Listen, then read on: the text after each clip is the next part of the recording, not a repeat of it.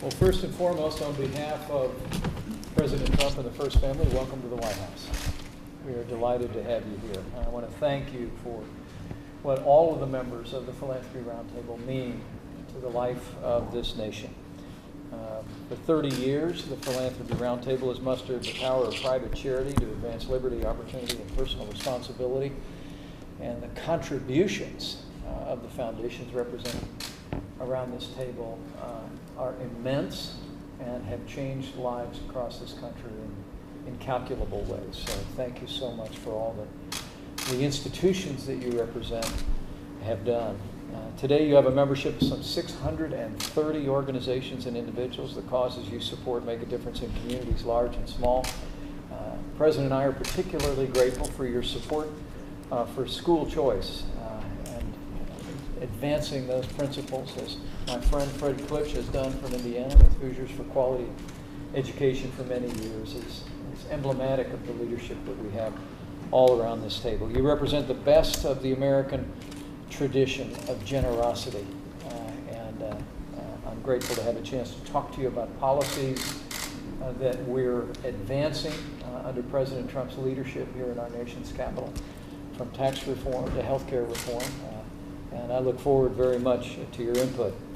It's important to say that America is far and away the most generous nation on earth and in the history of the world. Our people have given a record $373 billion to charitable causes last year alone. More than 2/3 of American households give to charity each and every year. So I say thank you. Thank you on behalf of your president. Thank you on behalf of the American people for the generosity represented around this table. Now, each of us knows that charitable giving is fueled by generosity and by economic growth. And this administration is all about growth. I can assure you of that.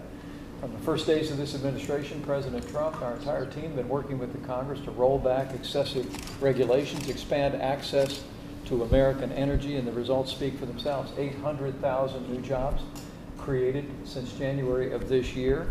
And so important to these foundations that are gathered around here, managing the portfolios that many of you manage, there's been almost a $3 trillion increase in stock market value since the outset of this administration. The American people are more confident in many quarters than ever before, and you see that reflected in the stock market and investments that Americans are making. A more prosperous America can be a more generous America. So I want to assure you that the President and I, our entire administration, are anxious to get your counsel on how we might continue to promote economic growth. But with that said, let me say that in addition to tax reform that we want to talk about today, President Trump and I truly believe that one of the keys to spurring economic growth in America today is to keep our promise to repeal and replace Obamacare.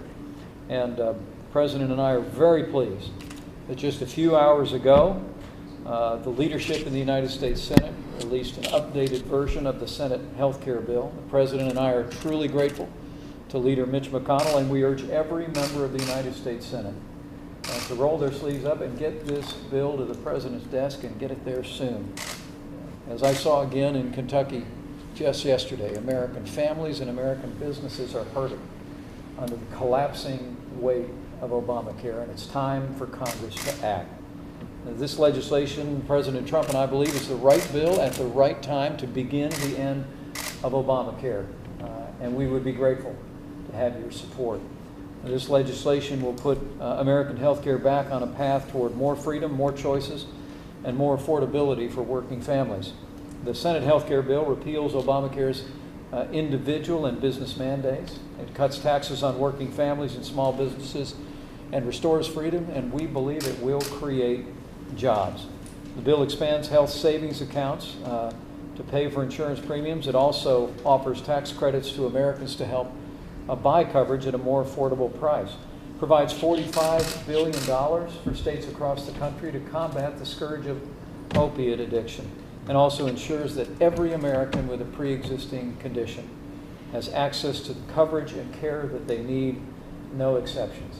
And lastly, surrounded by so many great advocates of of American personal responsibility and federalism, I can tell you that this legislation gives states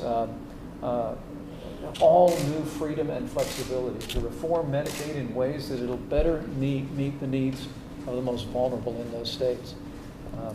We truly do believe that the Senate health care bill is the beginning of the end of Obamacare. It will return American health care to a system based on our time-honored principles of free market competition, personal responsibility, and state-based reform. And above all else, it'll give the American people more freedom when it comes to the choices that they make in health care. President Trump and I look forward to the Senate voting on this bill as early as next week.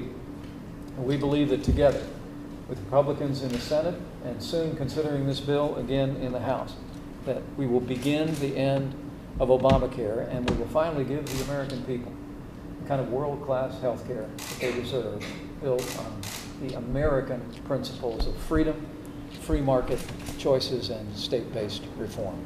And we'd be grateful to have your support. With that, let me express my appreciation to all of you who are gathered here, but most especially to the leadership of the Philanthropy Roundtable. And Adam Meyerson, if you'd like to make a few remarks. Thank you. Thank you so much, Mr. Vice President, for your leadership as a champion for charity and for economic growth. And thank you and Mark Short for taking the time to be with us today. America, as you said, Mr. Vice President, is the most charitable country on earth. No other country comes close. Voluntary private giving is central to our character as a people, and it is central to our freedom.